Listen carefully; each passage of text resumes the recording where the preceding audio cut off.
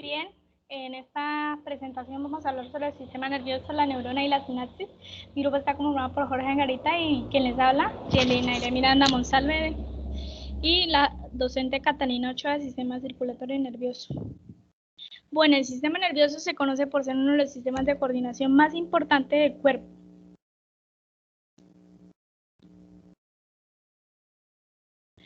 Se conoce por ser uno de los sistemas de coordinación más importantes del cuerpo y pues este sistema está formado por nervios y células que tienen funciones importantes como lo es hacer llegar o transmitir información y mensajes desde el cerebro y la médula espinal hasta las distintas partes del cuerpo. Entonces este es conocido como el sistema de coordinación, ¿sí? Porque cumple cada una de las ejecuciones de la transmisión y señales que se pueden desarrollar en el cuerpo de determinado ser individuo. La neurona es la principal unidad funcional pues, del sistema nervioso, ¿sí? Esta neurona, pues principalmente las neuronas son las encargadas de recibir, procesar y transmitir la información. Entonces, en esta imagen vamos a observar cada una de las partes. Bueno, primeramente está conformada por las dendritas, que son una zona de la membrana celular que se caracterizan por recibir la información, ¿sí? Conocida habitualmente como las dendritas, que son cada una de estas que se encuentran en la parte de la neurona, ¿sí?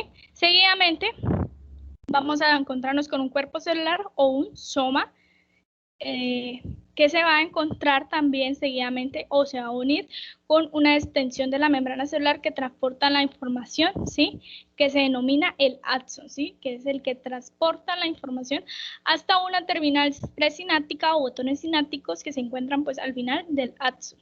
La neurona comúnmente está compuesta por núcleos, ribosomas, el aparato de Golgi y el retículo endoplasmático.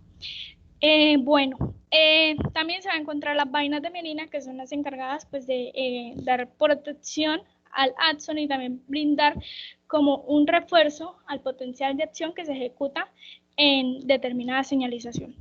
Seguidamente vamos a encontrar las células gliales, que son 5 a 10 veces más abundantes que las propias neuronas, y estas pues se caracterizan por permitir la comunicación y la integración de las redes neuronales con funciones características en la producción de vainas mielíticas, de los axones en modulación o en crecimiento de neuronas en formación o dañadas. En estas imágenes que podemos observar se vamos a encontrar el oligodendrocito, ¿sí? Que es una célula glial, y las células gliales también se conocen como oligodendrocitos, ¿sí? Que son productoras de las vainas mielinas, las células de Schwann, las células ependimarias, los astrocitos y las microglías.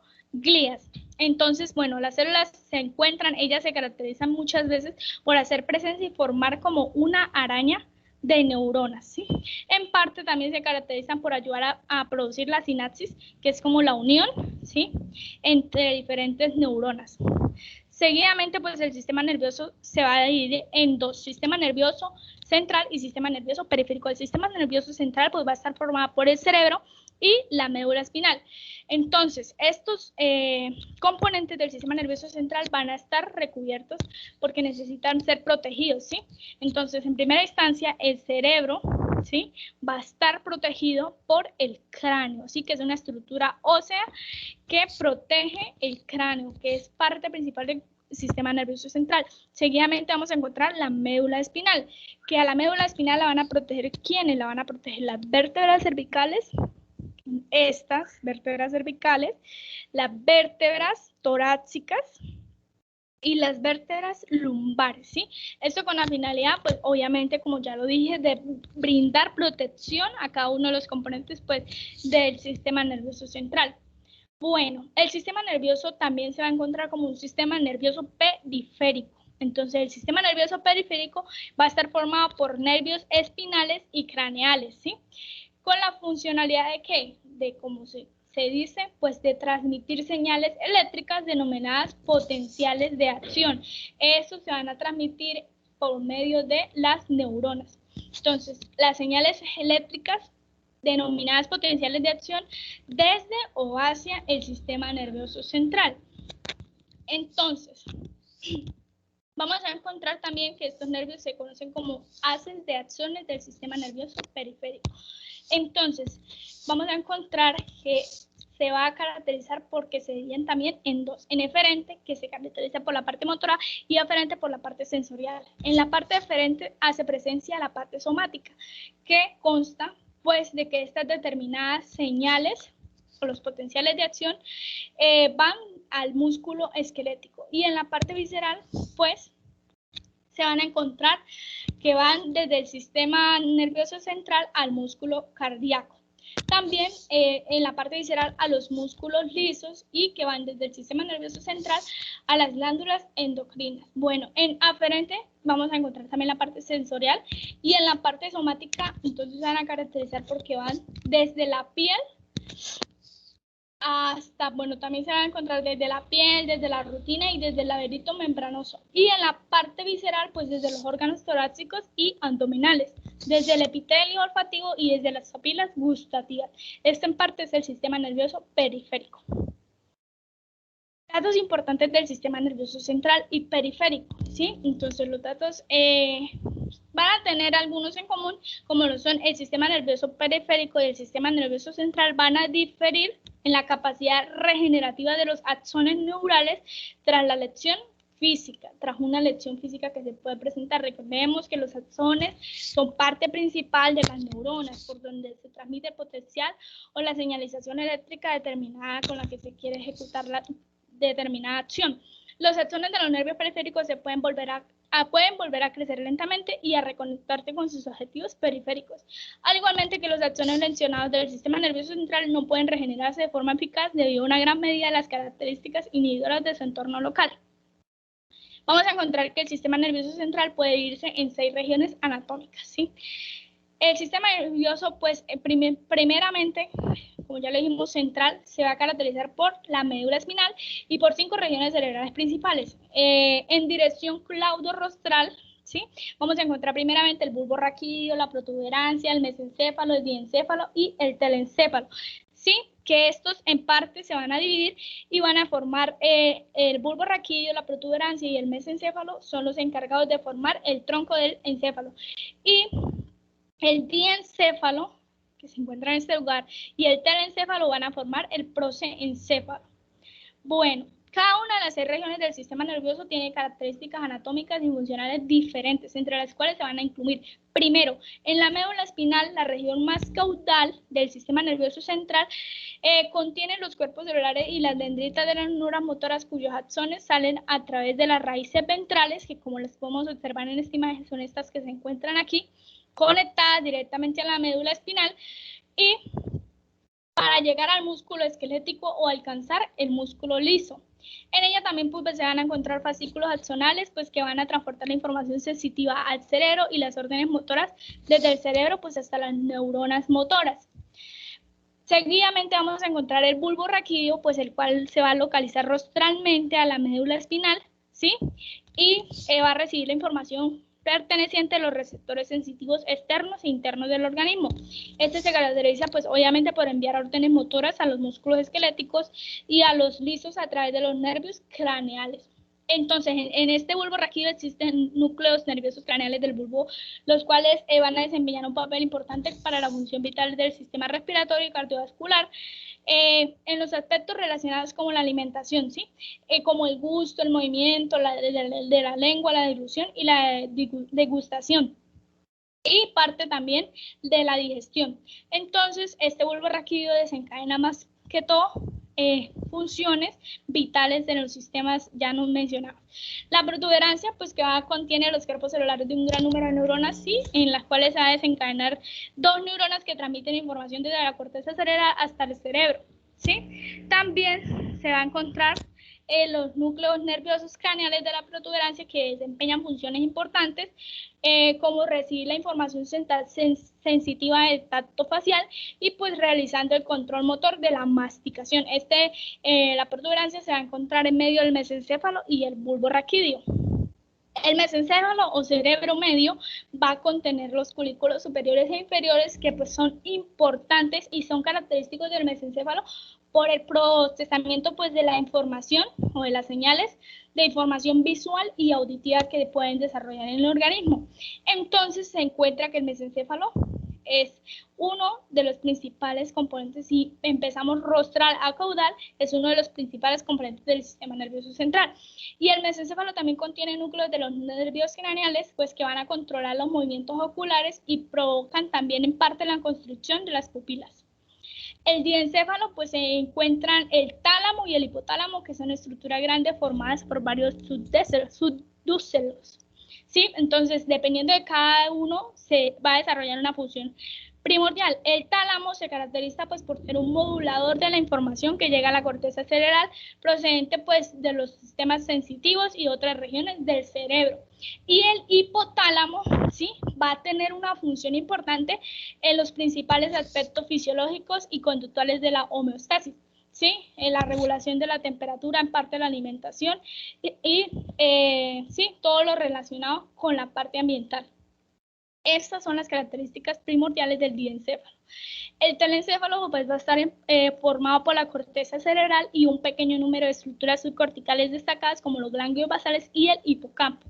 El telencéfalo se conoce también comúnmente porque conforma los hemisferios cerebrales. Entonces se va a encontrar la corteza cerebral que favorece a la integración sensorial y la percepción sensorial consistente. Y esto va a ayudar a la formulación y ejecución de secuencias del movimiento voluntario.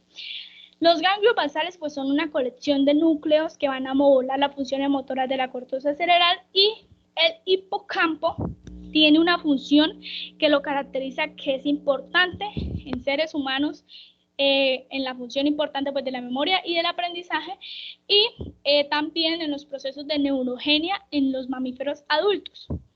Entonces, el sistema nervioso central va a estar protegido por las meninges y por el líquido cefalorraquídeo.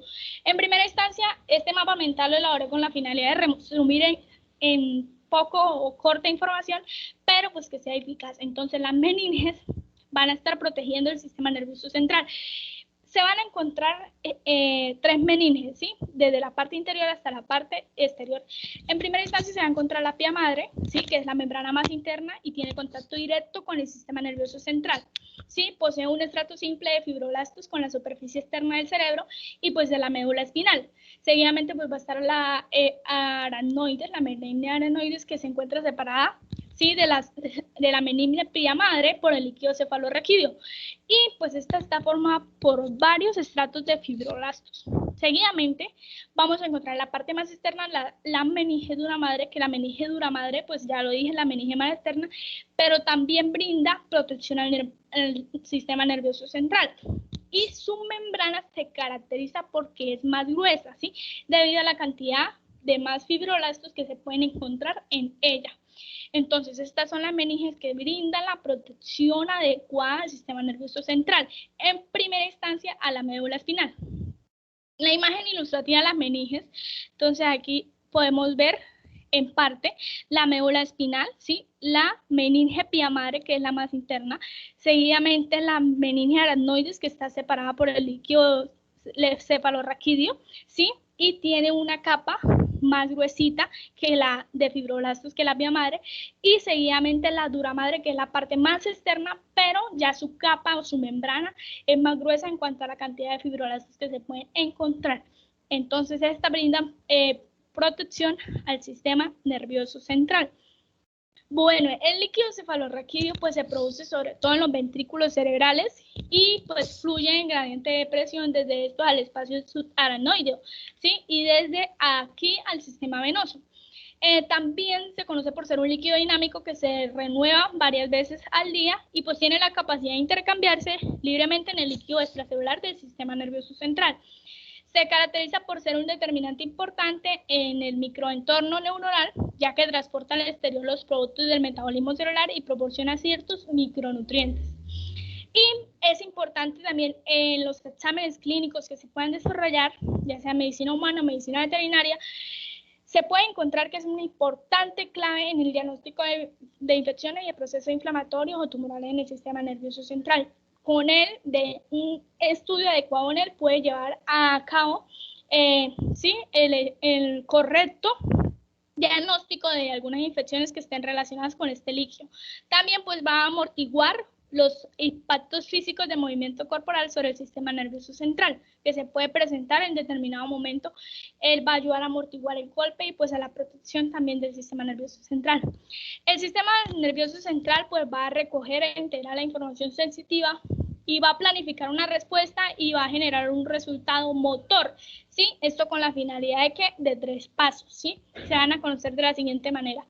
Va a recoger la información sensitiva de su entorno interno o externo, como se puede observar aquí en la imagen. El encargado de recoger esta información es el sistema nervioso periférico, que va a dar la entrada sensitiva. ¿Para qué? Para obtener una integración de forma consciente o inconsciente de las distintas entradas para formular un plan de respuesta. Esto está a cargo del sistema nervioso central, ¿sí? En la planificación, da la respuesta que sea necesaria en ese momento. Y seguidamente la producción produce una salida motora final que puede cambiar el entorno externo, interno o mantenerlo constante, ¿sí?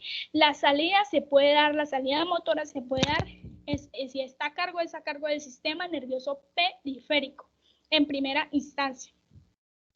Bueno, las neuronas constan de 4 regiones anatómicas distintas, ¿sí?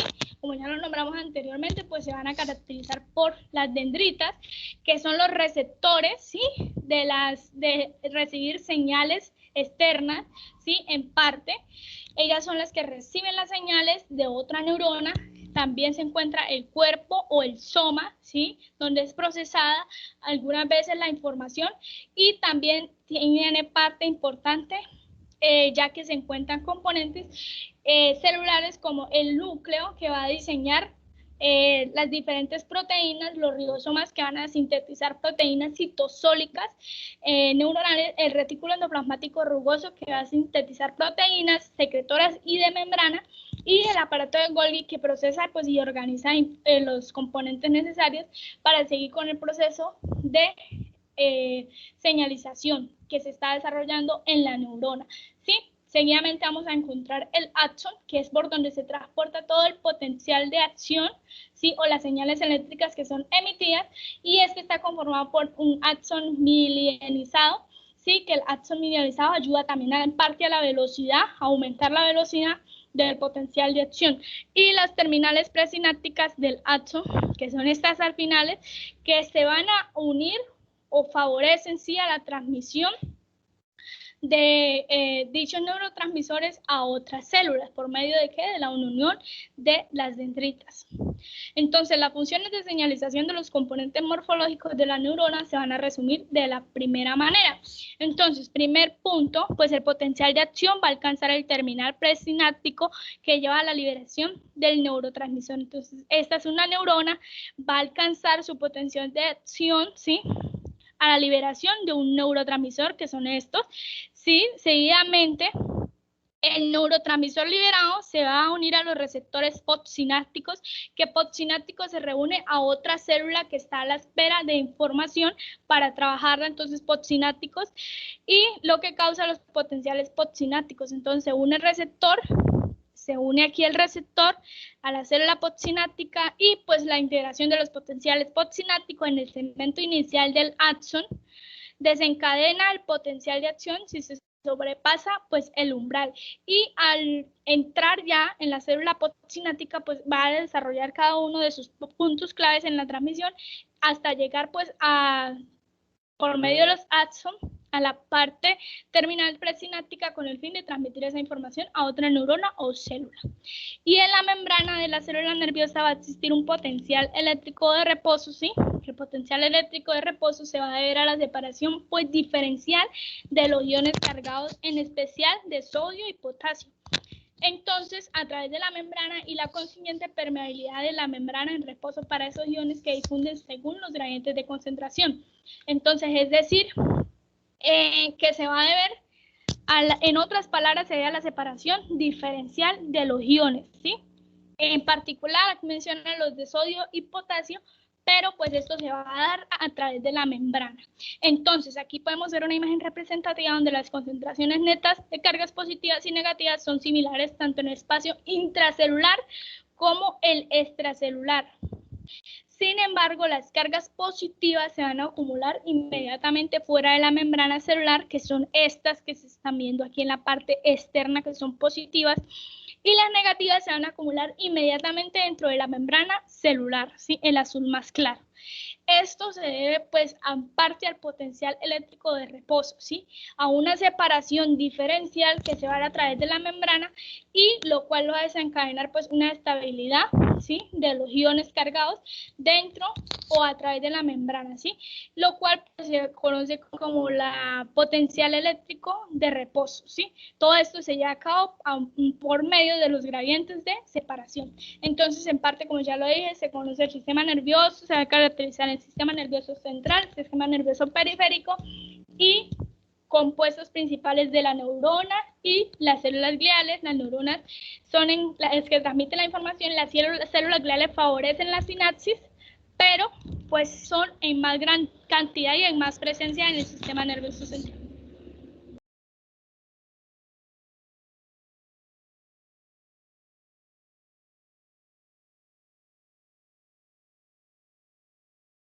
Buenas tardes, mi nombre es Jorge Angarita y pues vamos a seguir con el tema de exposición con la sinapsis.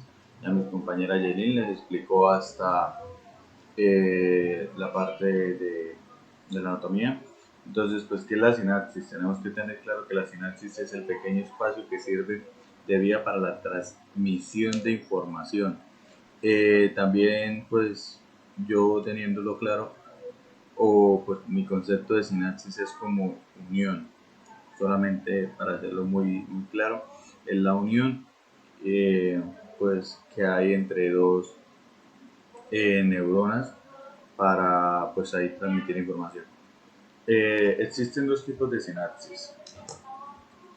Existe la sinapsis eléctrica y existe la sinapsis química. La sinapsis química es el tipo de sinapsis que más abunda en nuestro organismo. En este tipo de sinapsis se transmite de forma química, como ya lo había dicho, a través de neuronas presinápticas, de diferentes neurotransmisores que las neuronas sinápticas captan mediante diferentes receptores la, la acción que genera de forma potencial un excitatorio o un inhibidor sináptico que puede terminar o no con la generación de un potencial de acción por parte de la neurona postsináptica. También pues quiero hacer como un paréntesis y aclararle pues como las partes las partes que tienen que haber en la sinapsis, que sería la neurona presináptica, que es la encargada de enviar la información, el espacio sináptico, que es ese espacio en el que se lleva a cabo la sinapsis, y la neurona postsináptica, que es la receptora, en pocas palabras, ¿sí? La que va a recibir la información. También pues que siguiendo con la exposición voy a comentarles de la sinapsis eléctrica, que es esto pues cuando la información se riega, se transmite a nivel del fluido eléctrico, diciéndolo así, entre iones y componentes pre y postsinápticos. No tiene versatilidad ya que su actuación no permite que una neurona inhiba la acción de otra, ¿sí? Entonces, pues aquí en esta imagen que pues colocamos, podemos ver que la sinapsis eléctrica se transfiere información entre las células por medio de transporte de iones y pues a través de canales directos. Y la sinapsis química transfiere la información, se realiza mediante la secreción de vesículas. Los neurotransmisores se almacenan en vesículas, hay exocitosis en las vesículas, pues ese es el momento en el que pasan por el espacio sináptico, y también tienen la unión de neurotransmisor a su receptor específico. Siguiendo en esta imagen, me pareció muy importante colocarla, ya que esto es la sinapsis entre una motoneurona y una fibra de músculo esquelético, ¿sí? Eso es una unión en un lado presináptico, ¿sí? Entonces vemos que esta motoneurona que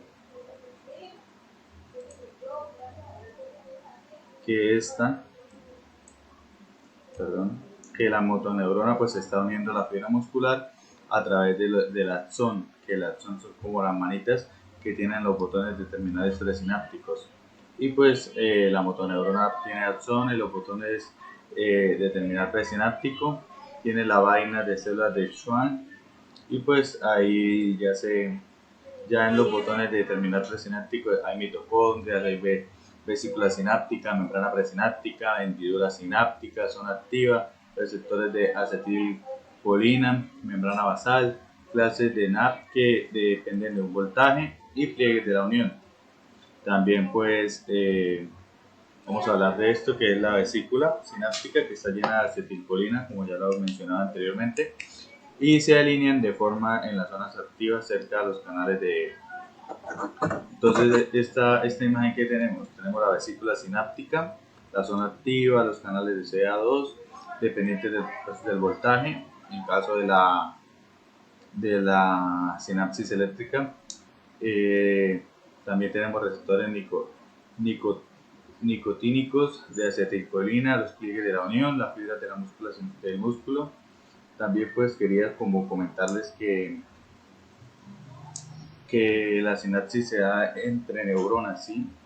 Y estas se comparten información, ya sea esto, no solo en neuronas, sino pues también entre los músculos y entre órganos secretores, mediante pues terminales presinápticos para iniciar a transferir esta información, ¿no? Hacerles esa pequeña aclaración o ese pequeño recorderis. También aquí vamos a hablar de la liberación de la acetilcolina, que pues esa se da ya ahí como podemos ver en la primera imagen. Si podemos ver ahí donde dice sonatrobenina, estos son como unos ganchitos, ¿sí? Que van a llegar a la sintaxina a hacer esa unión para de ahí irse absorbiendo hasta llegar al punto en que llega unida y llega la información. En esta figura también vamos a observar la inactivación sináptica de la acetilcolina, pues esta se descompone a través de enzimas de colina y ácido acético por acción de las acetilcolasa sináptica y la colina, que traspasa activamente de vuelta al terminal y se puede realizar en la sinapsis de la ACH. Entonces pues muchas gracias por estar pendiente de nuestra pequeña masterclass y espero que haya sido un muy buen provecho. Hasta luego.